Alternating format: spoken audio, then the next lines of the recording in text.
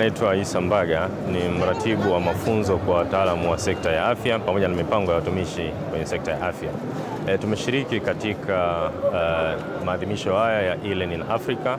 ambayo kwa mara ya kwanza yanafanyika nchini Tanzania, na lengo kubwa la kushiriki kwenye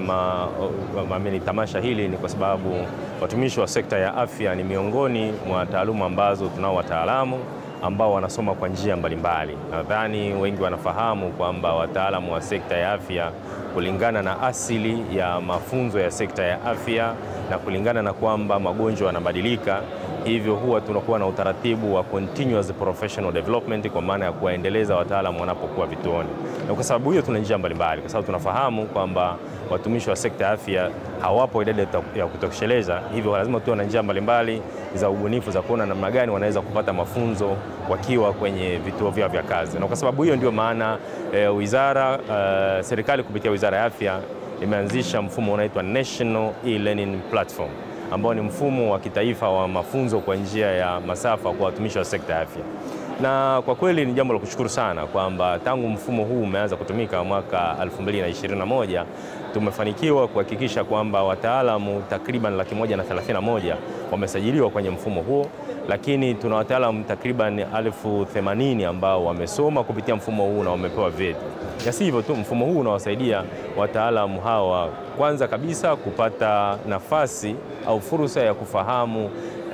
maendeleo mbalimbali ya kimatibabu mbalimbali kwenye sekta ya afya, lakini jambo lingine kama nilivyosema, inapunguzia gharama ya kusafiri kutoka kituo kimoja kwenda sehemu nyingine kwa ajili ya kushiriki kwenye mafunzo. Kwa hiyo mafunzo haya anayafanya akiwa kwenye kituo chake, aidha kwa kutumia laptop au kwa kutumia simu yake ya mkononi, inamwezesha kusoma na hatimaye kupata cheti chake. Lakini vile vile kama unavyojua kwamba wataalamu wa sekta ya afya wanapewa leseni, na ili upewe leseni lazima uonyeshe kwamba umepata pointi ngapi za mafunzo ulioyafanya ili uweze kupewa leseni, kuhuisha leseni yako. Na kwa sababu hiyo, hii imekuwa ni njia nyingine muhimu sana ambao wataalamu wetu wamekuwa wakitumia kwa ajili ya kuhakikisha kwamba wana renew leseni zao au wanafanyia upya leseni zao. Kwa hiyo kwa muhtasari kabisa, kama ambavyo tunavyoona,